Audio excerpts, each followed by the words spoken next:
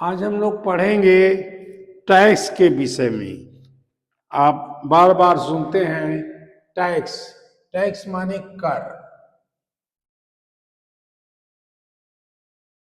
आप जब कोई सामान खरीदते हैं तो उस पर कुछ टैक्स देना पड़ता है। TAX, tax.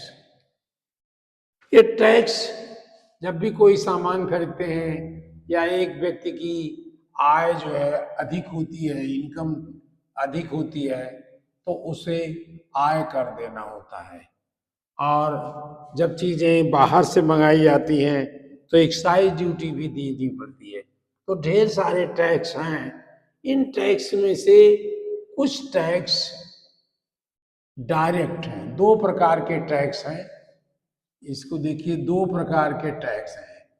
अब हम इसको प्रकार लिखें। टैक्स के कितने प्रकार होते हैं? तो एक होता है डायरेक्ट टैक्स, यानी इसको कहते हैं प्रत्यक्ष कर। प्रत्यक्ष प्रत्यक्ष कर। प्रत्यक्ष कर माने इंग्लिश में कहेंगे डायरेक्ट टैक्स।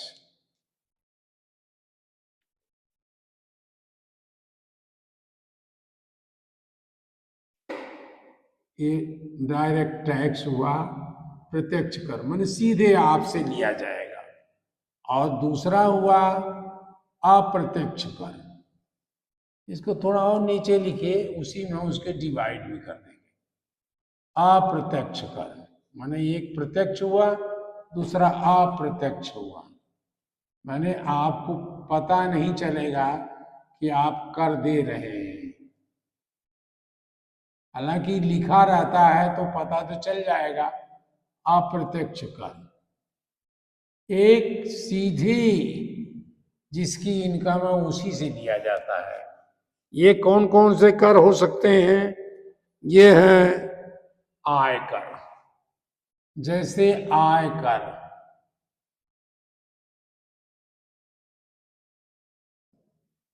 और उपहार कर। जब आप किसी से आप लेते हैं उपहार,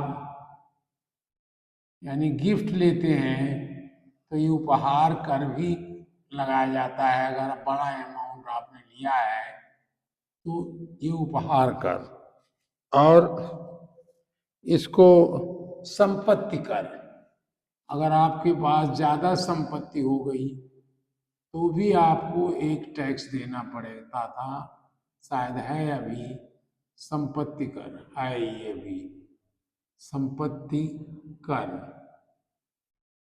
ये आपके जिसके पास होगा उसी से लिया जाता है। तो ये डायरेक्ट टैक्स है, प्रत्यक्ष कर हुआ। ये इनडायरेक्ट टैक्स है,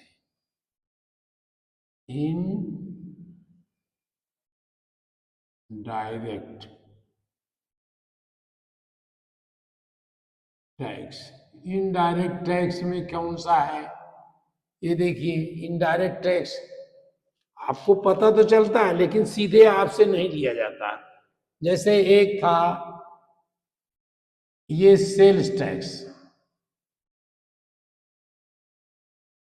आपके बहुत से लोग सेल्स टैक्स, सेल्स टैक्स ही बाद में इसी का नाम बदल करके बना ट्रेड टैक्स।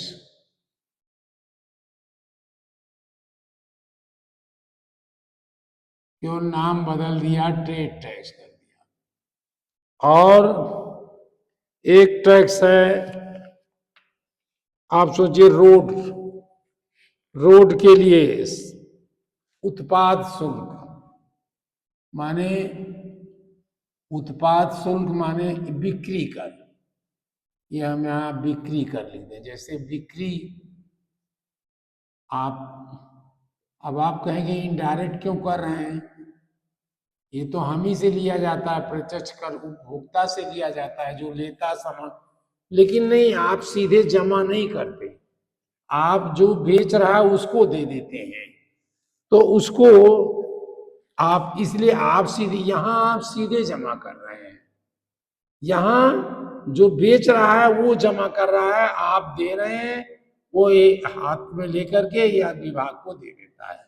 तो ये इसलिए इनडायरेक्ट टैक्स कहना पड़ा। सर्विस टैक्स,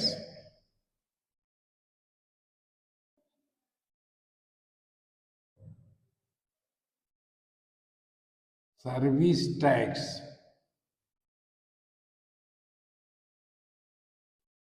और यदि सेवा कर कहा जाता है, सेवा कर, इसी का नाम था सेवा कर। सर्विस माने सेवा, सेवा कर, इसको हम ब्रैकेट में लिख दें या इसी को ब्रैकेट में लिख दें, सेवा कर, ये इस तरह से है। और ये लोगों को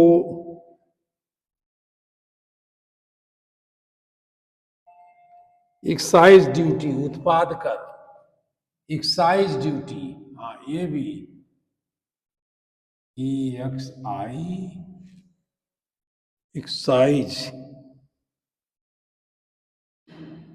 EXICI, हाँ एक्साइज है, EXCI है, स्पेलिंग देखिएगा, CISE, एक्साइज कर, एक्साइज ड्यूटी कहते थे, जबकि ये कर ही है, एक्साइज ड्यूटी, इसका नाम था उत्पाद कर।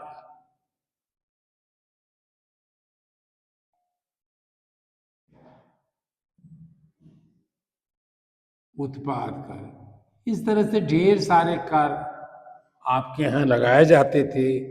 गवर्नमेंट ने सबको मिला करके, इन सबों को मिला करके एक टैक्स बना दिया, उसका नाम है GST।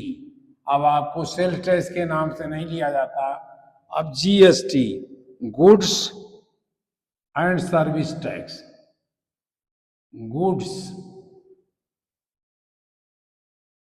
एंड सर्विस टैक्स, सब में देखिए मिला दिया।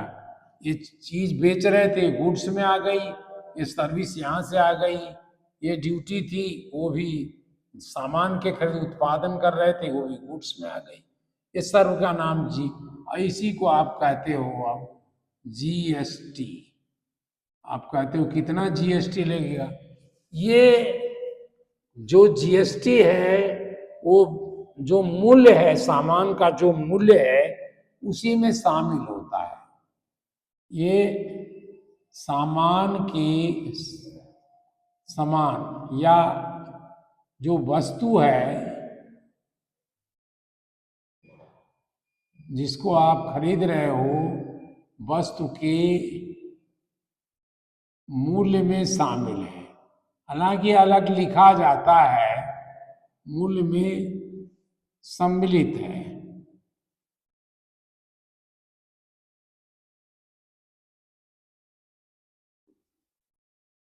ये उसमें लेकिन आपको लिखेगा मिले, लेकिन आप अलग से नहीं जमा करोगे, ये कर आप डायरेक्ट जमा करो। इनके कुछ नियम है, गवर्नमेंट कुछ नियम बनाती रहती है, कुछ के राज्य सरकार बनाती है, कुछ को ये ज्यादातर केंद्र सरकार बनाती है। इसमें दोनों हैं, एक्साइज ड्यूटी केंद्र का है और रोड टैक्स भी देखिए आपके पास है, RTO लेता है। रोड टैक्स वो अभी अलग है, वो सर्विस टैक्स में शामिल हो गया। रोड टैक्स जैसे आप कहते हैं ना, वो रोड टैक्स, रोड टैक्स और ढेर सारे टैक्स हैं। आप जैसे टोल टैक्स है, आप सीधे जा रहे हो, आपकी गाड़ी रोका और उस सड़क पर जब गए तो टोल टैक्स हुआ। इससे ढेर सारे टैक्सेज हैं, आप जानोगे, आप कुछ देखते हो, आप देते हो तो आपको पता है, पता लग जाना चाहिए। अब इनके कुछ नियम हैं, सरकार अलग अलग बनाती है, उसमें परिवर्तन भी करती रहती है। देखिए जब बजट आता है तो आप देखते हैं कि कहते हैं इनकम टैक्स इतना होगा, इतना फ्री होगा। इनकम टैक्स के सामान्य नियम इस तरह बनाए जाते हैं। देखिए इनकम टैक्स वो व्यक्ति देता है जो दे सकता है, यानी ऐसा नहीं कि उसके पास जरा सा खाने के लिए गेहूं चाहिए तो टैक्स देगा, नहीं। आय कर, आय माने इनकम होता है, इनकम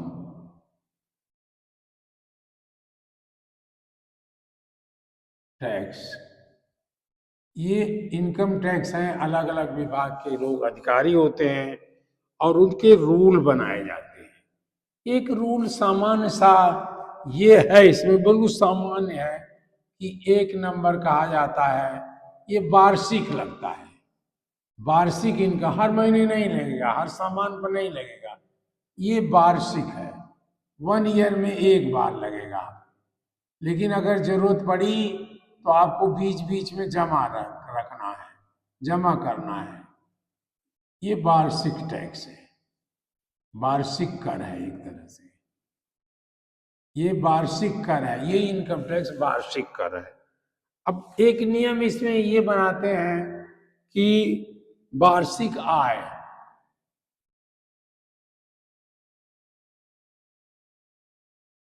वार्षिक आय, अब इसको बांटते हैं कि वार्षिक आय 2,50,000 तक, 2,50,000। ये पढ़ने के लिए लगा रहा हूं, आप मत लगाइए। 2,50,000 तक जो है वो जीरो होगी, शून्य होगी, नहीं लिया जाएगा। आपकी इनकम अगर 2,50,000 है, ये आप इस समय का रूल नहीं बता रहा हूं, ये कभी ऐसा रहा। दूसरा कहा, अब इसको कैटेगरी किया कि वार्षिक आय अगर 2,50,000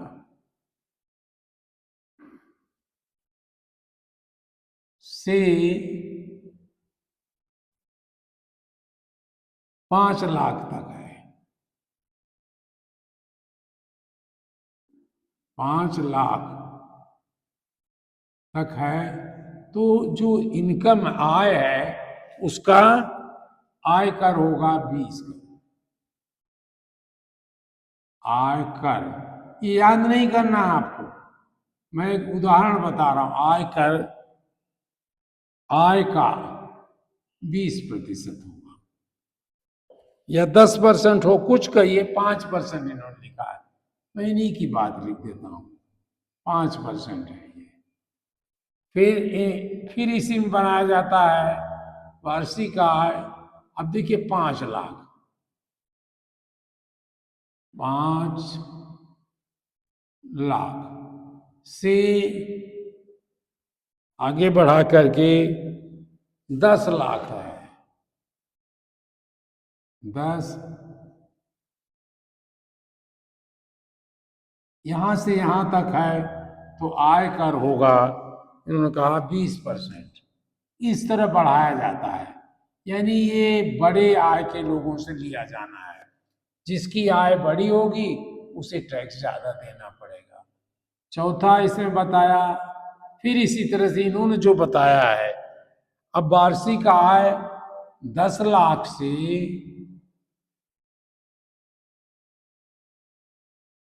ये 10 लाख से अगर आगे है, से अधिक है, से अधिक है, अधिक, तो टैक्स आयकर जो है ये, तो आयकर इन्होंने कहा 30% होगा। अब टैक्स की गणना करनी है। एक क्वेश्चन भी दिया इन्होंने कि राकेश के पिता की वार्षिक आय 2,58,000 है। अभी उदाहरण दिया इन्होंने, आय, वार्षिक आय, राकेश के पिता की वार्षिक आय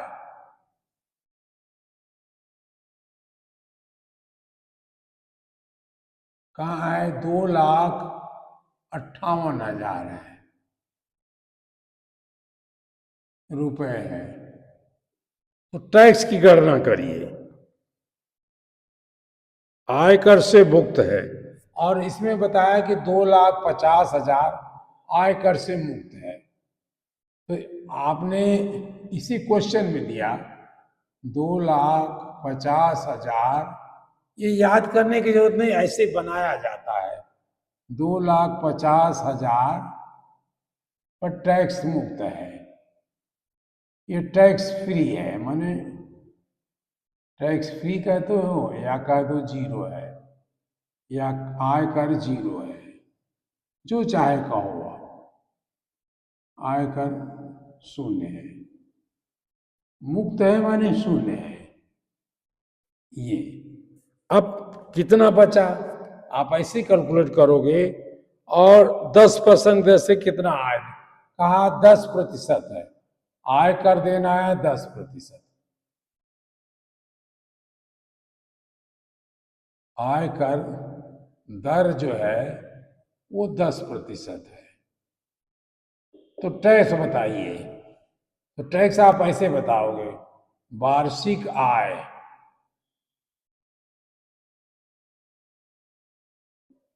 कर की गणना करिए, या आय कर की गणना करिए।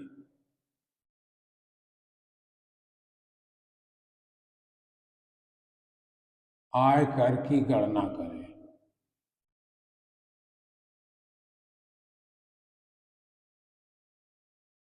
गणना करें तो कहोगे आप वार्षिक आय, पहले वहीं से शुरू करोगे।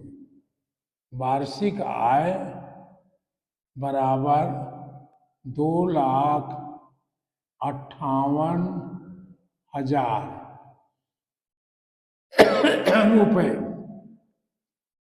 और शून्य इसमें से घटा दोगे, मुक्त कर दोगे। मुक्त, अब इसको मुक्त माने इसको जीरो लगेगा। टैक्स आप सोचिए जीरो लगेगा। ये 2,50,000 इन्होंने कहा, 2,50,000 रुपए मुक्त है। तो कितना पर टैक्स देना पड़ेगा? इस पर कर देना है।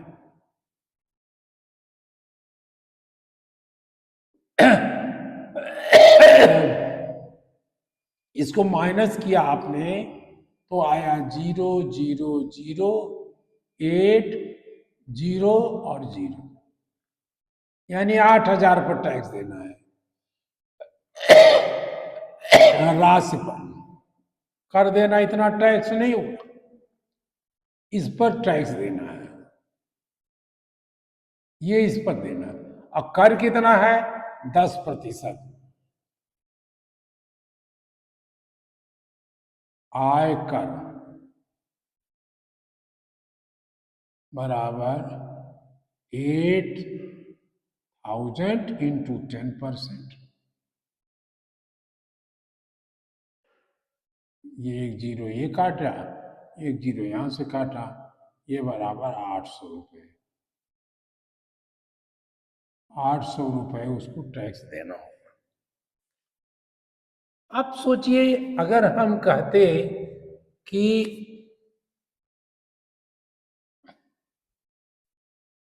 उसकी इनकम जो है, अब यहां से दूसरा क्वेश्चन करते हैं। इसकी इनकम ये हम कहते 20 लाख है।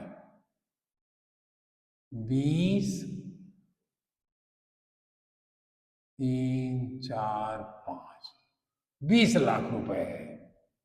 ये 1 है, 1 2 3 4 5, 20 लाख रुपए है।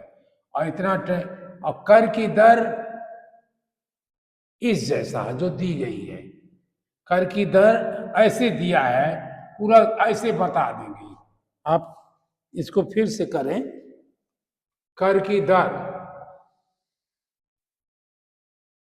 कर की दर इस तरह दिया गया है। नियम यह है कि 0 से लेकर के 2.5 लाख, ये 2,50,000 कर मुक्त है।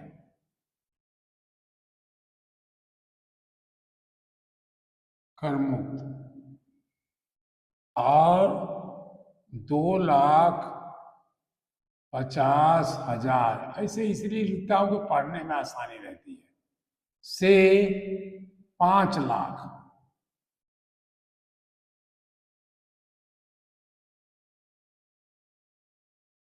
ये 5 लाख तक उन्होंने कहा 5%।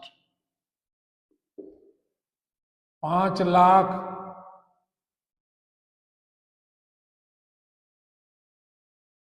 से 10 लाख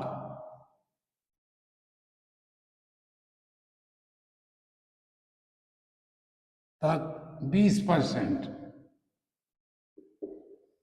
और 10 लाख से ज्यादा से आगे चाहे जितनी हो उस पर 30%। अब यहां आपने क्या किया? आपने क्या मुक्त मुक्त राशि में आय कर लिखा, वार्षिक आय बराबर कहा 25 लाख, 2,50,000, हाँ 25 लाख, ये मतलब 20 लाख, सॉरी 20 लाख, 2 3 4 5, ज्यादातर हम ऐसे जोड़ के लिख देते हैं, ये भी ठीक है, 2 2 5, 20 लाख। तो अब लिखा मैंने मुक्त मुक्त राशि। मुक्त कितना है उसको माइनस कर दिया, 2,50,000। यही है 2,50,000 पर कोई टैक्स नहीं, 2,50,000। अब कितनी बची? ये बची 50,000, और ये सेव 17, ये 17,50,000 बची। अभी किस सीमा में आया? यहां तक आया। अब इसमें लिखिए, मतलब 2,50,000, 2,50,000 से 5 लाख, कितनी राशि बनी? बराबर ये कितनी हुई? इसमें से ये माइनस किया तो इसका मतलब कि 2,50,000 हुई, 2,50,000 हुई। इस पर टैक्स कितना है? इस पर कर लगाया आपने 5%। 5%, तो 5% कैलकुलेट कर लीजिए। 5% माने क्या हुआ? 2,50,000 इंटू 5/100, ये 2 हमने काट दिए। ये कर कितना आया? 5 से गुणा करिए। 0 0 0 0, अब 5 5 जा 25, 5 2 जा 10, और 2, 12,500 रुपये आपको ये टैक्स देना पड़ा। लेकिन अभी अभी कितनी हुई? 5 ही लाख तो हुई। अब 5 लाख से अभी बची कितनी है? ये 17 थी, अब आप इसको फिर घटा दीजिए। यहां अब आयकर, अब कहिए 20% आयकर, ये यहां लिख सकते हो 5% के लिए आय जो है यहां से यहां तक हमने ले लिया। अब कह रहे हैं 20% के लिए, 20% के लिए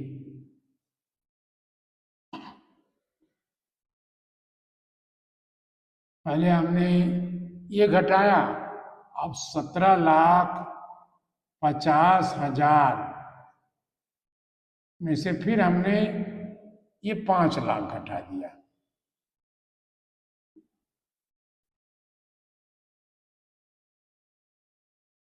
अब कितना बचा? 50,000 और ये 12 लाख, 12,50,000 हो गया। अब ये 12,50,000 में से हमने ले लिया 5 लाख से 10 लाख। अब इसमें कौन से 5 लाख से 10 लाख,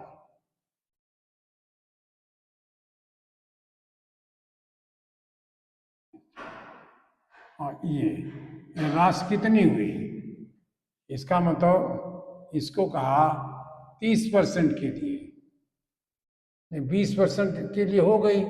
अब ये हो गया, अब इसको घटा 30% के लिए, 30% के लिए। अब उसकी पूरी राशि जो थी 20 लाख थी। 20 लाख में आप 10 लाख तक तो ये आपने 12,50,000 पर, सॉरी 12,50,000 इसकी हुई थी, टैक्स दिया आपने। और कर कितना दिया? 20% का कर।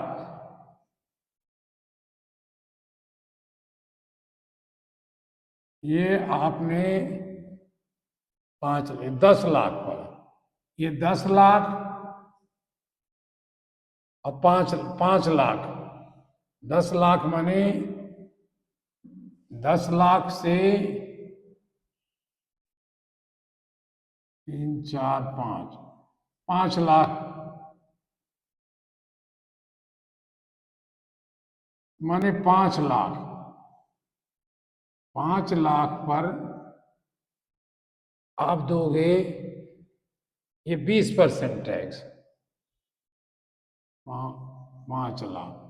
और कर कितना हुआ? कर हो गया 5 लाख 3, 4, 5 इंटू 20/100। क्या आया? इसको काटा मैंने, ये 5 आया, और 5 जब वहां से काटा तो 1 लाख आ गया। 1, 2, 3, 4, 5 बराबर 1 लाख रुपया उनको टैक्स देना पड़ा।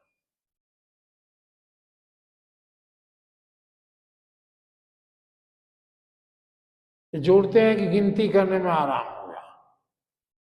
ये 20% का टैक्स।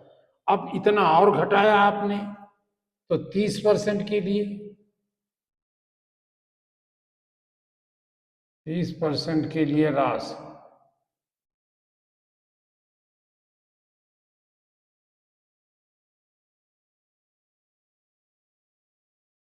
ये क्या हुई? बराबर इसमें से फिर आपने घटाया कितना? 10 लाख घटा दिया, तो 12,50,000 बचा था। 12,50,000 माइनस 10 लाख,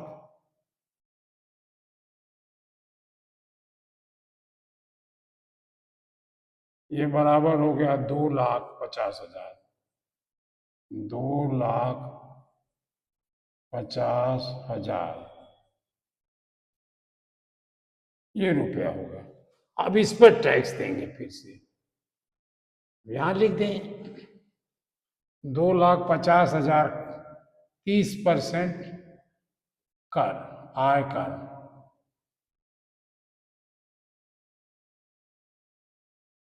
कितना हुआ? 2,50,000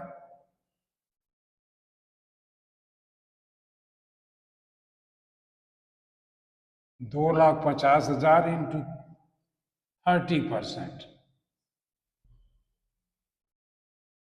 ये एक आपने यहां से काटा, एक इससे काटा, 3 से मल्टीप्लाई कर दीजिए। 1 2 3, 1 2 3, ये 1000 बन गया। 2 3, 3 5 जा 15, 1 3 2 जा 6 1 7, 75,000 आपको ही देना पड़ा। अब आप पूछोगे कुल कर कितना देना पड़ा? आप देखिए कुल कर, यही लिख दें कुल कर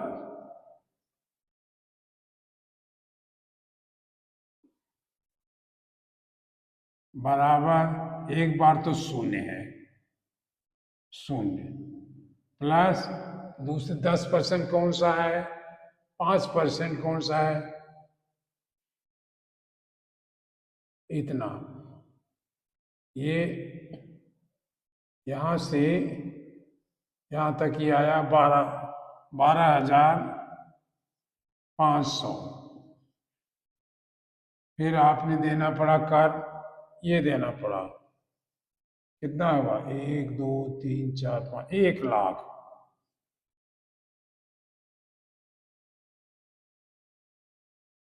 फिर कितना देना पड़ा?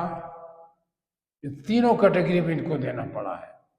फिर देना पड़ा इनको 2,50,000, 2,50,000।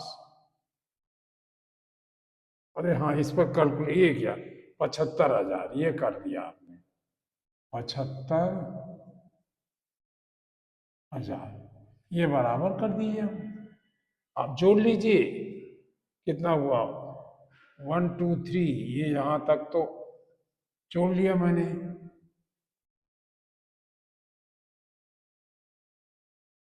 12,500, 12,500। आप इसको जोड़ के बना लो। कैसे जोड़ोगे? ऐसे मत जोड़ो, ऐसे देखो, 12,500 ये बना। फिर उसके नीचे 1,00,000 लिखना है। 1,00,000 में ऐसे लिख रहा हूं जिससे कि गलती ना हो, ये हुआ, और एक यहां लिख दिया, 1,00,000 हो गया। और 75,000, 7 5 और 1000 ऐसे दिया, आपने जोड़ लिया। और उसके ऊपर जीरो, उसको जोड़ने की जरूरत नहीं है, 0 0 5 7 8 8, मतलब उनको टैक्स देना पड़ा 1,87,500, 1,87,500 रुपए वो कर देंगे। ये आपने बड़ा कैलकुलेशन कर दिया, इतना बड़ा आपको नहीं आएगा, नहीं करना पड़ेगा, लेकिन आप जानिए इसको कि कैसे किया जाएगा। जानना तो मुझे थोड़ा बड़ा चाहिए ना, यहां से यहां तक ये देना पड़ेगा, यहां से यहां तक ये देना पड़ेगा। तो उस व्यक्ति को जिसकी 20,00,000 इनकम है, वो लगभग 1,87, या नियम बदलते रहेंगे तो 2,00,000 3,00,000 ऐसे कर देने पड़ेंगे। और लोगों की इनकम तो करोड़ में है, 20,00,000 क्यों आप सोच रहे हो? आपकी इनकम जब आप बड़े होगे तो उनकी भी, आपकी इनकम भी मतलब हो जाएगी, 10 करोड़ तो आपकी निश्चित होनी है। कह रहे हैं एक जोड़ी जूते का अंकित मूल्य 1,500। अब देखिए सेल टैक्स पर आते हैं, जीएसटी पर आते हैं। जूते का अंकित मूल्य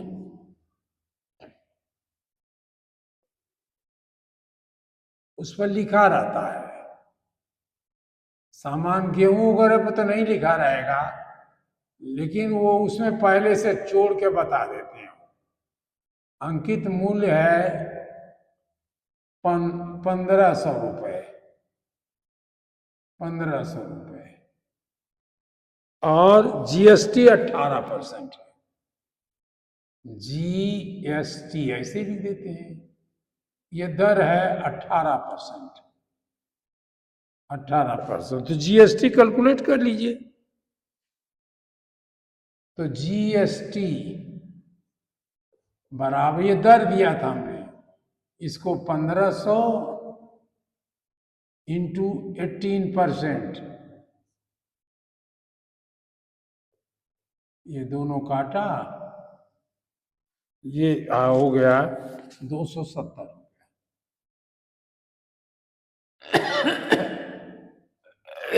तो कितना देना पड़ेगा टैक्स? देय मूल्य जितना देना पड़ेगा उसको देय मूल्य कह दिया हमने, माने यू हैव टू पे इट, बराबर ये मूल्य और ये जोड़ दोगे, 1500 रुपये प्लस 270 रुपये